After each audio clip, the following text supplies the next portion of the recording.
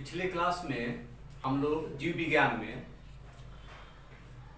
DNA का प्रतिकृतिकरण कैसे होता है, किस विधि से होता है, उस क्रियाविधि क्या है, इसको हमने डिटेल में पढ़ लिया था। अभी हम लोग देखने जा रहे हैं अनुलेखन प्रक्रिया।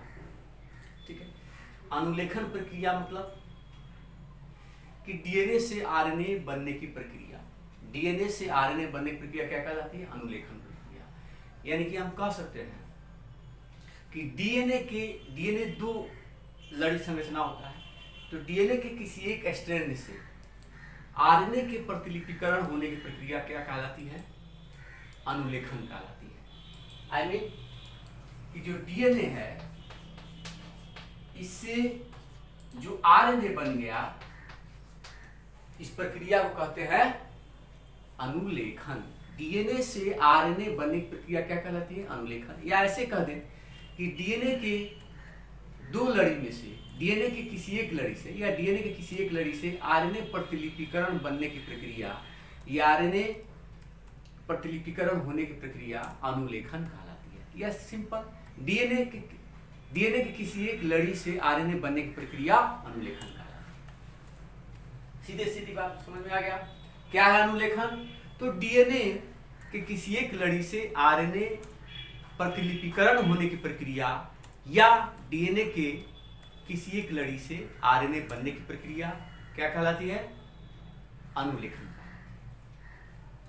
ठीक है, अब यहां एक पहला ये प्रक्रिया कुछ खास एंजाइम की हेल्प से होता है। अब एंजाइम क्या है हम बाद से डिस्कस करेंगे।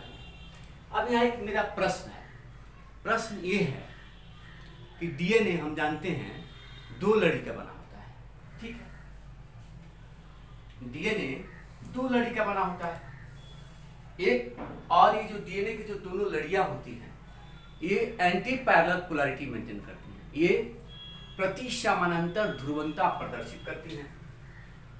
एक स्ट्रैंड होता है 3 प्राइम से 5 प्राइम और दूसरा स्ट्रैंड होता है 5 प्राइम से 3 प्राइम।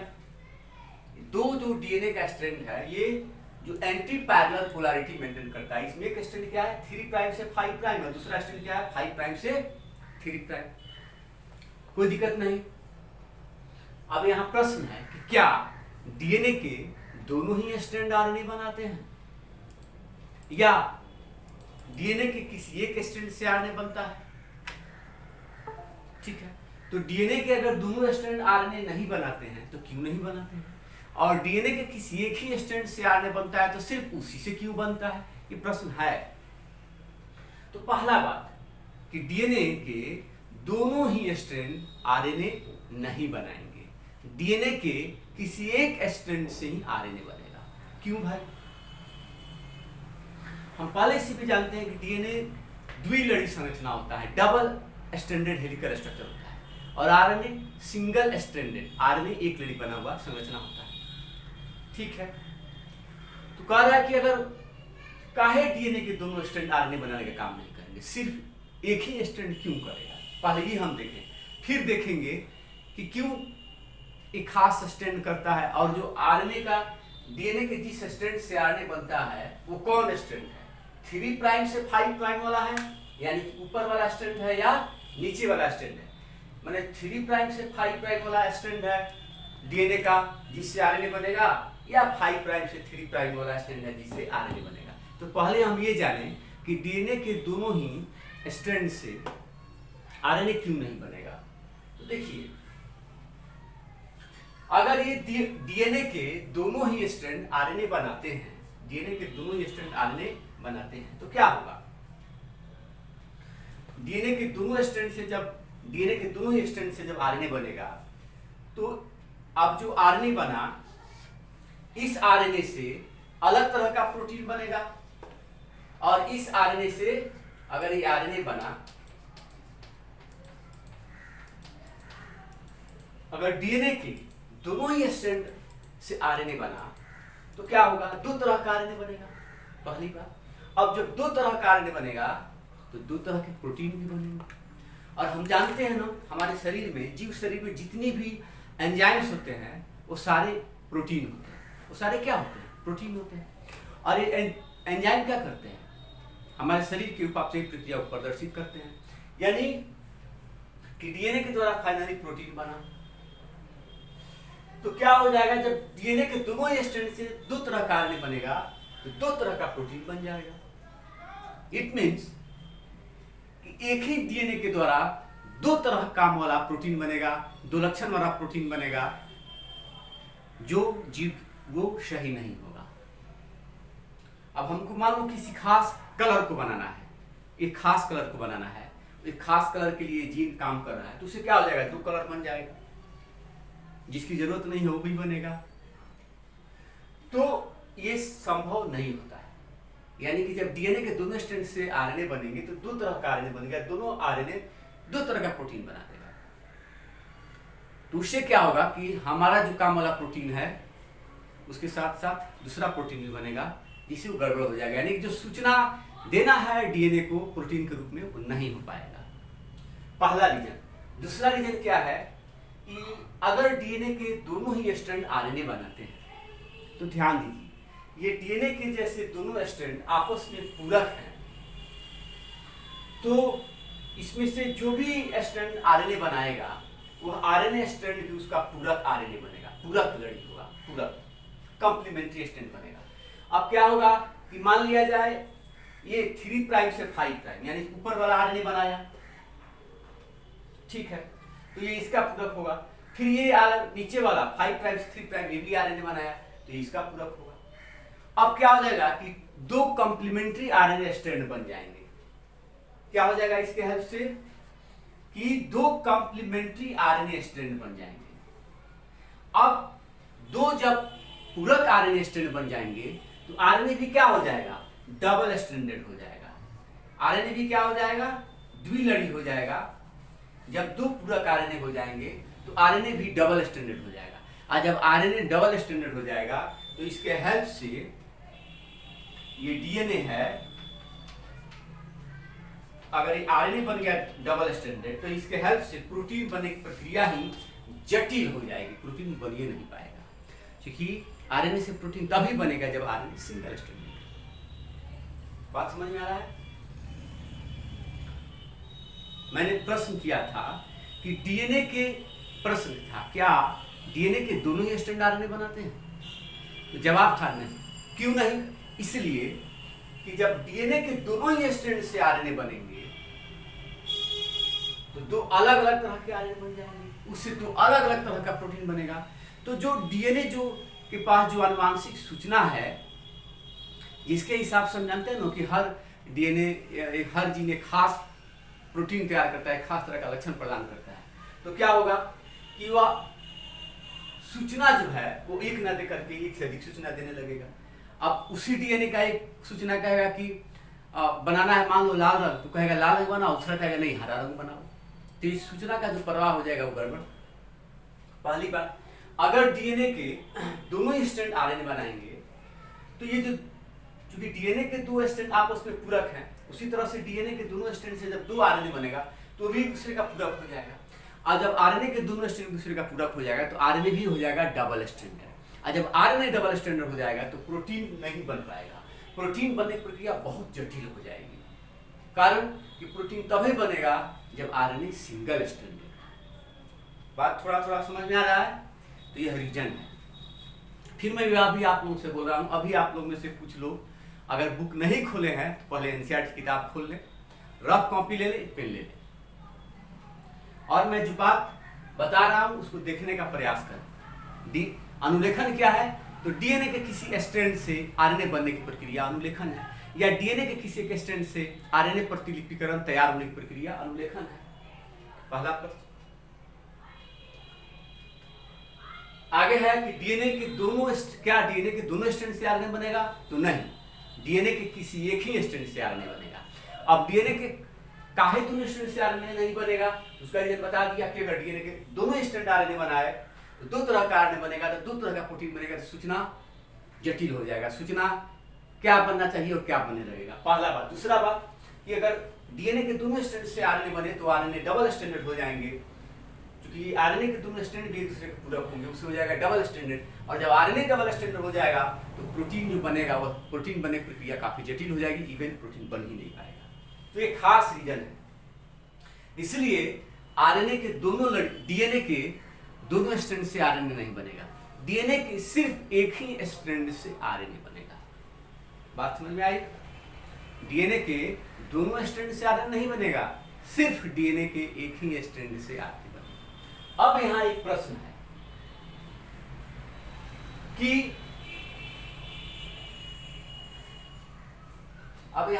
है कि डीएनए के किस स्ट्रैंड से, ठीक है भाई डीएनए के कोई एक ही स्ट्रैंड आरएनए बनाएगा। अब यहाँ एक फिर प्रश्न हो जाता है खड़ा कि ठीक है डीएनए के किस स्ट्रैंड से आरएनए बनेगा और काहे उसी से बनेगा। मींस डीएनए के ये जो स्ट्रैंड है ऊपर वाला 3 प्राइम से 5 प्राइम, इससे आरएनए बनेगा, या जो नीचे वाला स्ट्रैंड है 5 प्राइम से 3 प्राइम, इससे आरएनए बनेगा। फिर अब है कि अगर ऊपर वाला से बनेगा तो क्यों, नीचे वाला से बनेगा क्यों? तो कह रहा है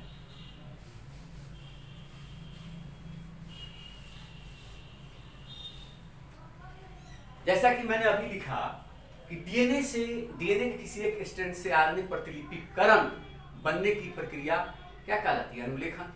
और इसके लिए एक सर्टेन एंजाइम की आवश्यकता पड़ती है। डीएनए से आरएनए का जो प्रतिलिपिकरण तैयार होता है उसके लिए खास एंजाइम चाहिए जिसका नाम है DNA dependent RNA polymerase. DNA dependent RNA polymerase enzyme, इसकी खास आवश्यकता है डीएनए से आरएनए बनाने की। होता क्या है कि डीएनए आनुवांशिक सूचनाओं का DNA store house of genetic information होता है। डीएनए आनुवांशिक सूचनाओं को इकट्ठा किया रहता है। तो डीएनए एक खास प्रक्रिया अनुलेखन के द्वारा अपने आनुवांशिक सूचना को ट्रांसफर कर देता है आरएनए के रूप में। डीएनए अपने आनुवांशिक सूचना को एक खास प्रक्रिया अनुलेखन के द्वारा आरएनए के रूप में ट्रांसफर कर देता है और उसके लिए एक खास एंजाइम की आवश्यकता होती है, जिस एंजाइम का नाम क्या है, डीएनए डिपेंडेंट आरएनए पॉलीमरेज। तो अब यहां प्रश्न है किससे बनेगा आरएनए, किससे बनेगा? तो ध्यान दीजिए, मैंने अभी बताया कि डीएनए से आरएनए बनाने के लिए एंजाइम जरूरी है। कह रहा है जो एंजाइम है जिसका नाम है डीएनए डिपेंडेंट आरएनए पॉलीमरेज, उस एंजाइम का काम करने का एक खास डायरेक्शन है। और डायरेक्शन क्या है? यह एंजाइम हर हाल में 5 प्राइम से 3 प्राइम डायरेक्शन में ही काम करेगा। जो एंजाइम है जिसके हेल्प से डीएनए से आरएनए बनेगा, उस एंजाइम इसका नाम मैंने क्या बताया, डीएनए डिपेंडेंट आरएनए पॉलीमरेज। तो वह एंजाइम हर हाल में एक खास दिशा में ही काम करेगा। वो नहीं करेगा तो नहीं करेगा, लेकिन करेगा तो उसका एक डायरेक्शन है। डायरेक्शन क्या है? 5 प्राइम से 3 प्राइम। अब देखिए ये डीएनए के 2 स्ट्रैंड है, डीएनए के इसी 2 स्ट्रैंड से आरएनए बनेगा। अब क्योंकि ये दोनों स्ट्रैंड आपस में क्या है, पूरक है, एक दूसरे के कॉम्प्लीमेंट्री है। कॉम्प्लीमेंट्री स्ट्रैंड का मतलब यहाँ क्या है कि अगर डीएनए का एक स्ट्रैंड में नाइट्रोजनस बेस अगर पता है तो दूसरे स्ट्रैंड में हम निकाल सकते हैं। आप लोग समझ रहे हैं बात को कैसे? जैसे मान लिया जाए जो ऊपर वाला है ये है ACGT,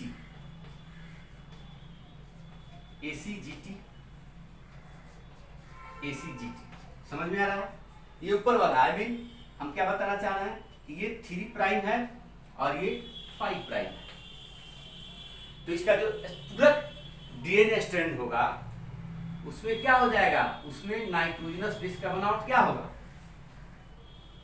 ये है तो क्या हो जाएगा T, C है तो क्या हो जाएगा G, और G है तो क्या हो जाएगा C, और T है तो क्या हो जाएगा A।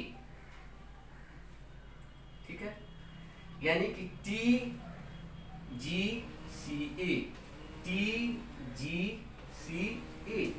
ए आपका हो जाएगा क्या,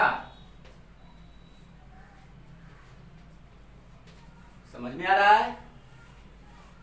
अगर डीएनए का एक स्ट्रैंड मान लो 3 प्राइम से 5 प्राइम है, उसमें नाइट्रोजनस बेस इस तरह से है, ACGT ये है नाइट्रोजनस बेस, तो इसका जो पूरक डीएनए स्ट्रैंड होगा 5 प्राइम से 3 प्राइम, उसमें नाइट्रोजनस बेस कैसे होगा, TGCA हो जाएगा। एडेनिन का थाइमिन, साइटोसिन का ग्वानिन, ग्वानिन का साइटोसिन, थाइमिन का एडेनिन, TGC। समझ में आ रहा है? ये दोनों क्या है, डीएनए स्ट्रैंड है, दोनों दूसरे के पूरक है। अब कह रहा है कि इसी में से किसी एक स्ट्रैंड से आरएनए बनेगा। अब ये दोनों स्ट्रैंड पूरक है तो आरएनए जो बनेगा इस दोनों में से वो आरएनए भी उस डीएनए के स्ट्रैंड का पूरक होगा।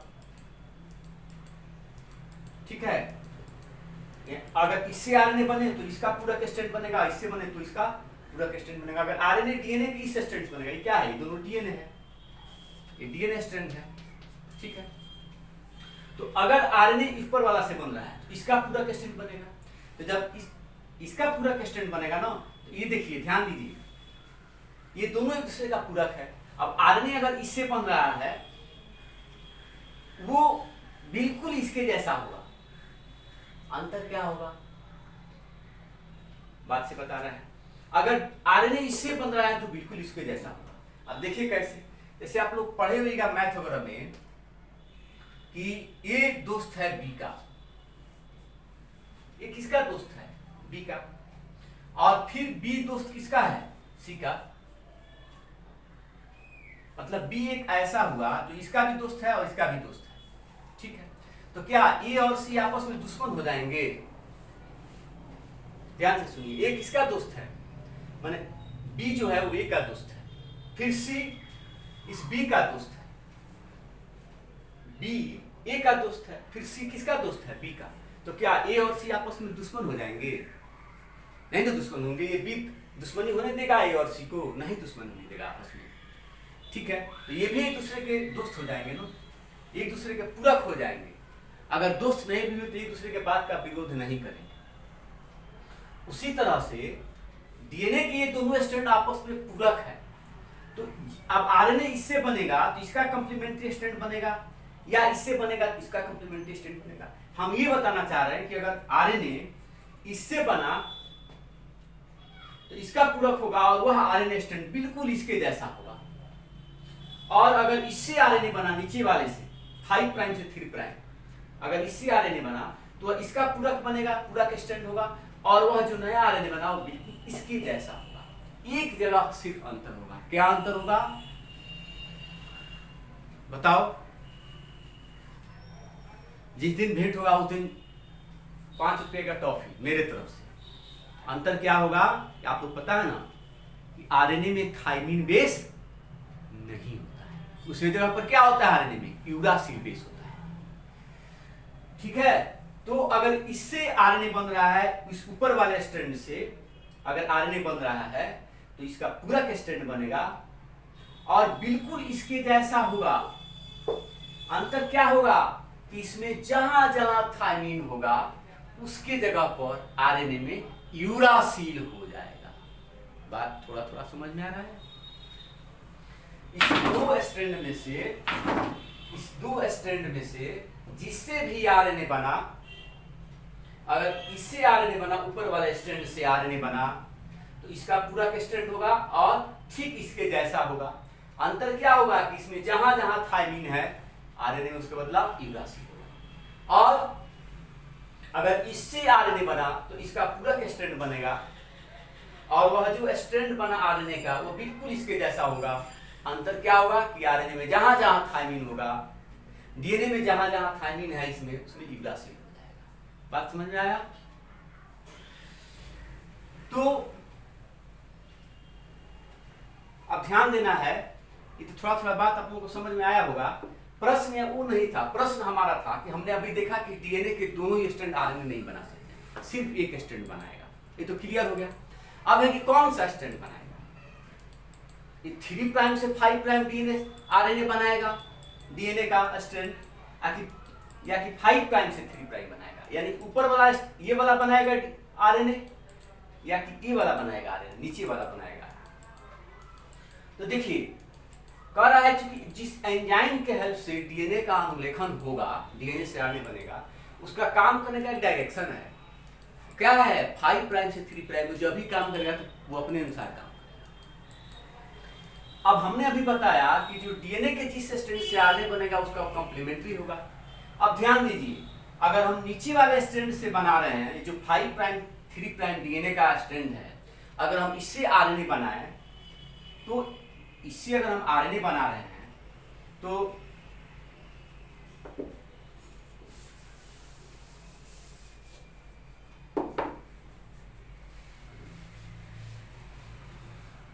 अगर हम नीचे वाले से आरएनए बना रहे हैं, ठीक है, अगर हम नीचे वाले से आरएनए बना रहे हैं तो जो आरएनए बनेगा इसका कॉम्प्लीमेंट्री स्ट्रैंड क्या होना चाहिए? इसका कॉम्प्लीमेंट्री स्ट्रैंड क्या होना चाहिए?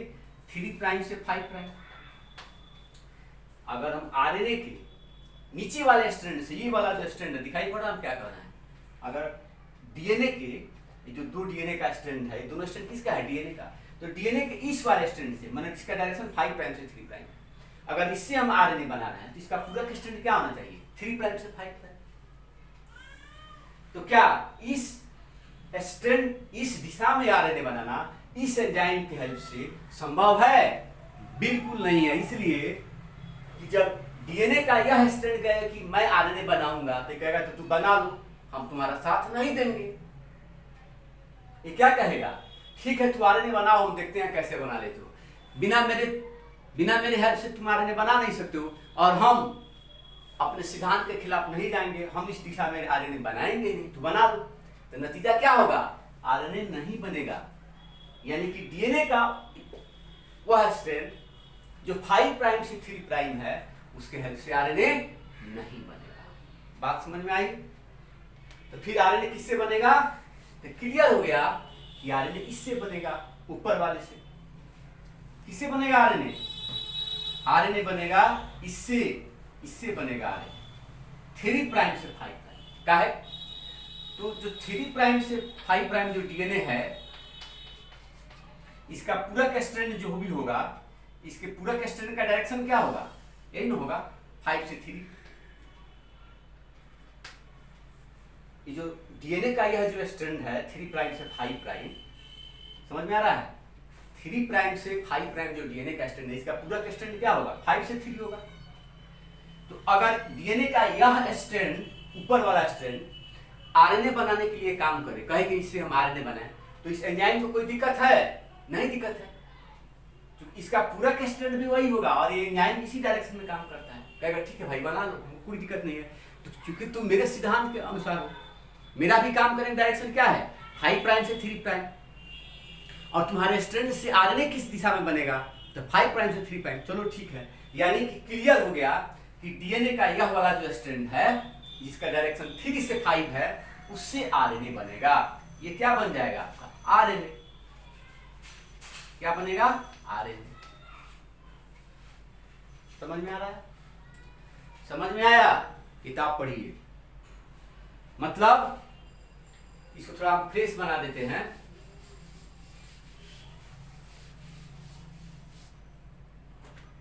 ये मतलब हम क्या करना चाह रहे हैं?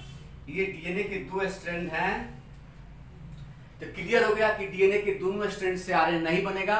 डीएनए के जो 2 स्ट्रैंड है, उसमें किसी एक से ही आरएनए बनेगा।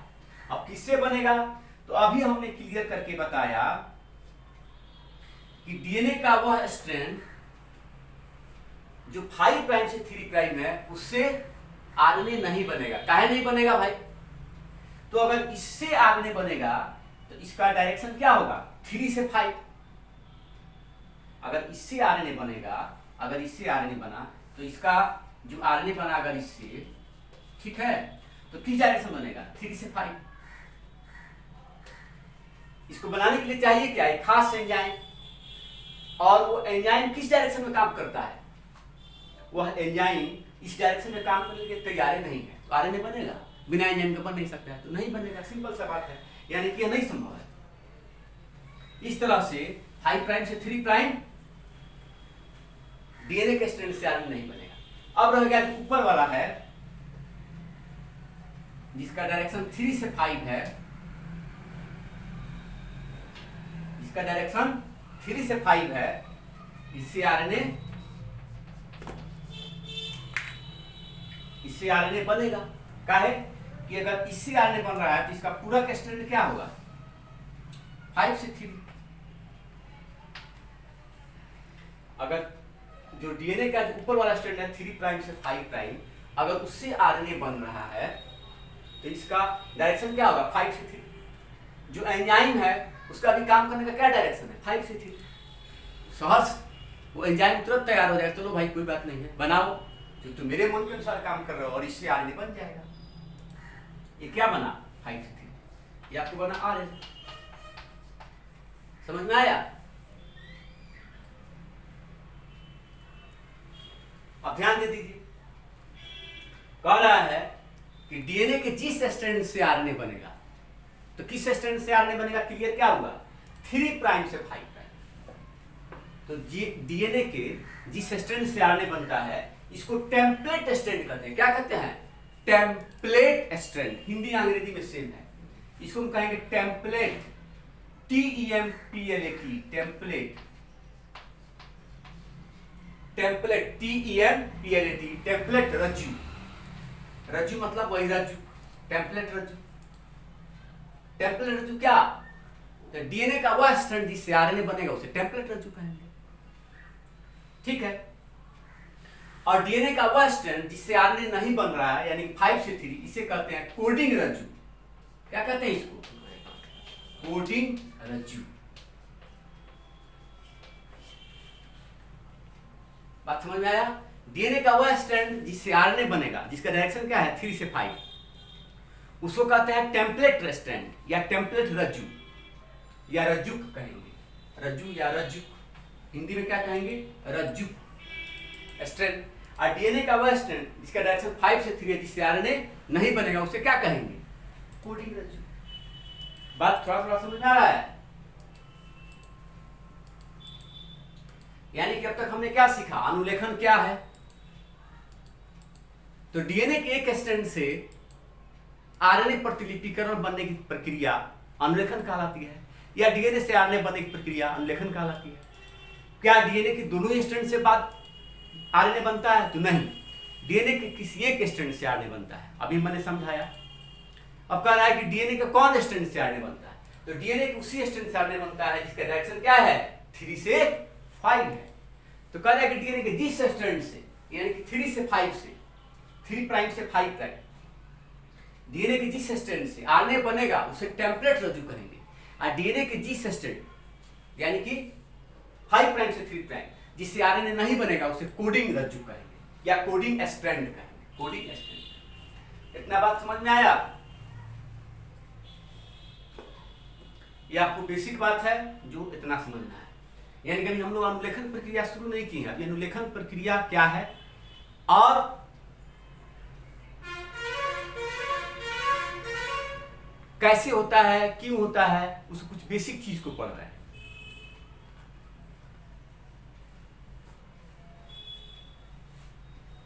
बात समझ में आ रहा है? अच्छा, आप थोड़ा सा हम लोग पहले देख ले, जैसे अभी आप यहां पर सवाल भी दिया हुआ है आपके परीक्षा में, आपके एक्सरसाइज में क्वेश्चन भी दिए हुए हैं इससे संबंधित। जैसे कि मान लीजिए डीएनए का स्ट्रैंड है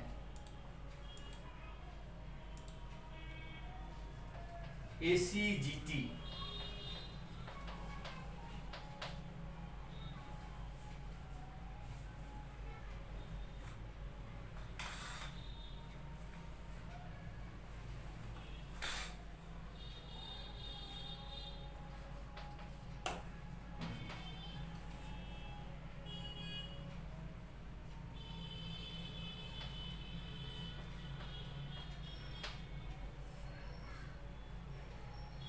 ये डीएनए का एक स्ट्रैंड है जिसमें इस तरह से नाइट्रोजनस बेस, तो इसका जो पूरा का स्ट्रैंड होगा ना 5 से 3, जो पूरा का स्ट्रैंड है 5 से 3, इसमें कैसे नाइट्रोजनस बेस होगा?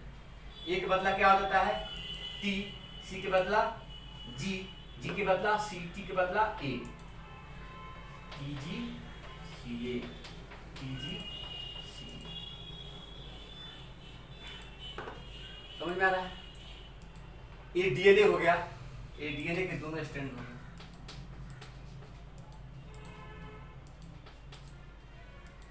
अब अभी हमने बताया ऊपर वाले से ही आरएनए बनेगा, नीचे वाले से आरएनए नहीं बनेगा। तो देखिए अब इससे आरएनए बनेगा, तो आरएनए बनेगा किस डायरेक्शन में? 5 प्राइम से 3 प्राइम। डीएनए के इस स्ट्रैंड से आरएनए बनेगा, ठीक है, किस डायरेक्शन में? 5 प्राइम से 3 प्राइम। ये क्या हुआ? आरएनए। कोई दिक्कत? अब यहां नाइट्रोजनस बेस कैसा होगा? तो देखिए यहाँ ए है तो क्या हो जाएगा, अगर ये डीएनए रहता तो यहाँ ए है तो क्या हो जाता टी। लेकिन यहाँ आरएनए में एडेनिन किससे पेयर करता है, यूरासिल के साथ, तो यहाँ हो जाएगा यू। सी है तो क्या हो जाएगा जी, जी है तो क्या हो जाएगा सी। फिर टी है थाइमीन, तो थाइमीन किससे पेयर करता है, एडेनिन से। आरएनए में एडेनिन तो होता है तो क्या हो जाएगा ए, यानी कि UGCA, UGCA, ये आपका आरएनए हो गया। समझ में आ रहा है, डीएनए के इस स्ट्रैंड से जो आरएनए बनेगा वो यही हो गया। अच्छा, अब आप देखिएगा कि जो आरएनए बना, जैसे हमने बताया कि ये दोनों स्ट्रैंड एक दूसरे का पूरक है, इसका ये पूरक बना तो ये इसका भी पूरक होगा ना। तो आप मिलाओगे कि जो आरएनए नया बना यह बिल्कुल इसके जैसा है, जो आरएनए बना वह बिल्कुल इसके जैसा है। अंतर कहाँ होगा, तो जहां जहां थाइमीन है डीएनए में, जहां जहां थाइमीन है डीएनए में, जहां जहां थाइमीन है डीएनए में, वहां वहां क्या होगा आरएनए में, यूरासिल होगा। जहां जहां थाइमीन है डीएनए में वहां आरएनए में क्या होगा, यूरासिल। यहां थाइमीन है तो यूरासिल, यहां थाइमीन है तो यूरासिल। देखो, और यहां थाइमीन है तो यूरासिल, बाकी सेम चीज। बात समझ में आया। इस पर आधारित क्वेश्चन आपके कंपटीशन में भी पूछे गए हैं और सीबीएसई बोर्ड में, बिहार बोर्ड में। मैंने क्या बताया आपको, ये डीएनए के दो स्ट्रैंड है, हमने अभी समझा दिया था कि ऊपर वाला जो स्ट्रैंड है 3 प्राइम से 5 प्राइम, उसी से आरएनए बनता है।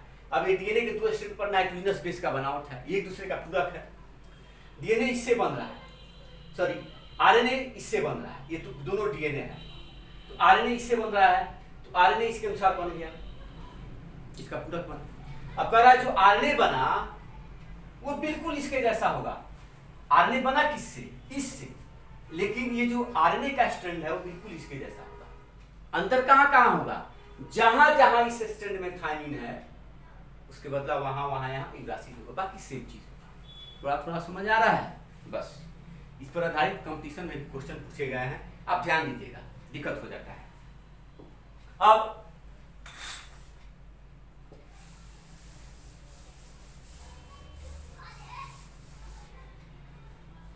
अब हम लोग बाबू देखेंगे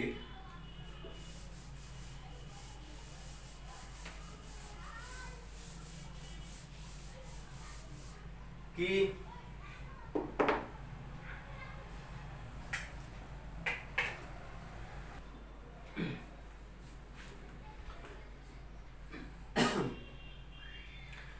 अब बाबू अनुलेखन प्रक्रिया में इतना बात समझ में आया।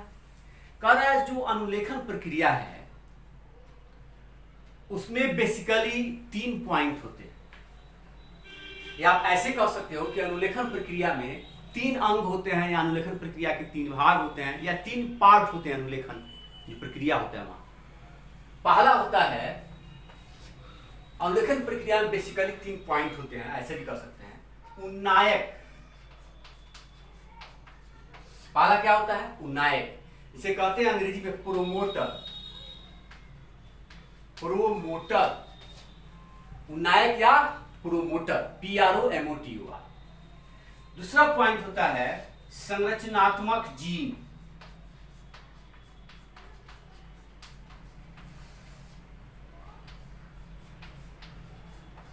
दूसरा पॉइंट क्या है, संरचनात्मक जीन। तो इसका हिंदी क्या हो जाएगा, स्ट्रक्चरल जीन। संरचनात्मक जीन का हिंदी स्ट्रक्चरल जीन।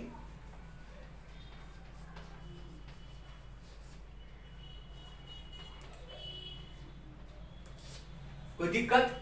और तीसरा पॉइंट है इसका समापक। और समापक का हिंदी होता है टर्मिनेटर।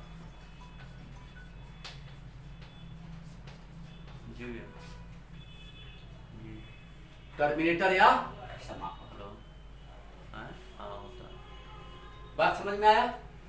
माने जो अनुलेखन प्रक्रिया है ना उसके 3 पार्ट हैं बेसिकली, आप कह सकते हैं उसके 3 घटक हैं। उन्नायक, उन्नायक या प्रोमोटर, संरचनात्मक जीन या स्ट्रक्चरल जीन, समापक या टर्मिनेटर। कोई दिक्कत? अब हम इसको, इस चीज को यहाँ समझते हैं।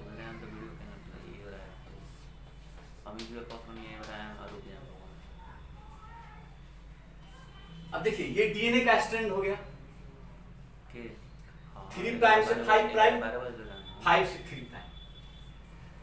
तो कह रहा है देखिए ये अनुलेखन, ये हुआ उनायक, ये रीजन क्या है? उनायक हुआ। इस अंग्रेजी में क्या कहेंगे? प्रोमोटर। उनायक या यहाँ लिखा हुआ है उनायक, इस पॉइंट को क्या कहेंगे? उनायक।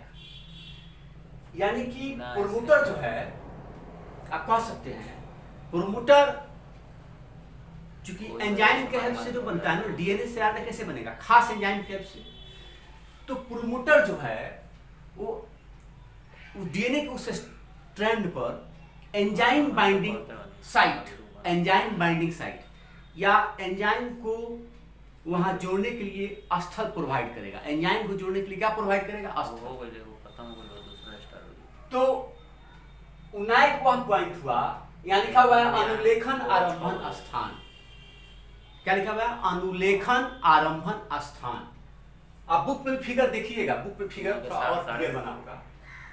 उनायक या प्रोमोटर जहां से क्या बना हुआ? अनुलेखन आरंभन स्थान लिखा हुआ है। ट्रांसक्रिप्शन इनिशिएशन साइट, ये हो गया उनायक या प्रोमोटर रीजन। यहां देखिए लिखा हुआ है समापक या टर्मिनेटर। लास्ट में क्या लिखे? समापक या टर्मिनेटर। तो उनायक वह स्थान हुआ जहां से अनुलेखन प्रक्रिया शुरुआत हुआ। कोई दिक्कत? समापक वह पॉइंट हुआ जहां पर अनुलेखन प्रक्रिया समाप्त, टर्मिनेट हो गया। तो कह रहा है उस 20 का जो डीएनए का हिस्सा है, समझ में आ रहा है? उनायक और समापक दोनों के जो बीच का हिस्सा है, सिर्फ उसी डीएनए का आरएनए बनता है। उनायक और समापक के जो बीच का जो डीएनए का पार्ट है, यही जो पार्ट है, इसी का बनेगा डीएनए।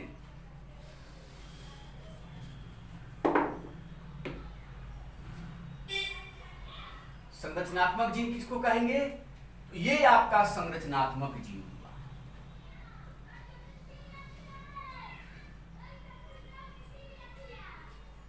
थोड़ा थोड़ा समझ में आए तो बोलना। ये क्या हुआ? यही है संरचनात्मक जीन। सिर्फ इसी संरचनात्मक जीन का अनुलेखन होगा और उससे आरएनए बनेगा। शुरुआत कहां से है? प्रोमोटर जो है प्रोमोट करता है। किसको? नाम है प्रोमोटर, प्रोमोट करने वाला। किसको प्रोमोट करता है? कि ए एंजाइम आओ और यहां डीएनए से बंध जाओ और यहां से आरएनए बनाने का शुरुआत करो। यानी कि अनुलेखन आरंभ करने के लिए स्थान देता है प्रोमोटर, यानी कि एंजाइम को बाइंड करने के लिए स्थान देता है कौन? उनायक या प्रोमोटर। समापक वह पोर्शन हुआ जहां पर अनुलेखन प्रक्रिया समाप्त, और ये दोनों के बीच का पोर्शन कहलाता है संरचनात्मक जीन। और वास्तव में यही स्ट्रक्चरल जीन वाला जो पोर्शन है डीएनए का, वही ट्रांसक्राइब्ड होता है, उसी का अनुलेखन होता है और उसी से आरएनए बनेगा। बात थोड़ा थोड़ा हजम हो रहा है? किताब पढ़ो डाइजिन के गोली के रूप में। अब देखिए, और अभी हमने प्रूफ कर दिया था ना कि डीएनए का वह स्ट्रैंड जिसका डायरेक्शन क्या है 3 से 5, वही टेम्पलेट स्ट्रैंड का काम करता है। डीएनए के किस स्ट्रैंड से आरएनए बनेगा? ऊपर वाला कि नीचे वाला? ऊपर वाला। डायरेक्शन क्या है 3 से 5। नीचे वाला से नहीं बनेगा, बता दिए थे। कहां नहीं बनेगा वो भी बता दिए थे।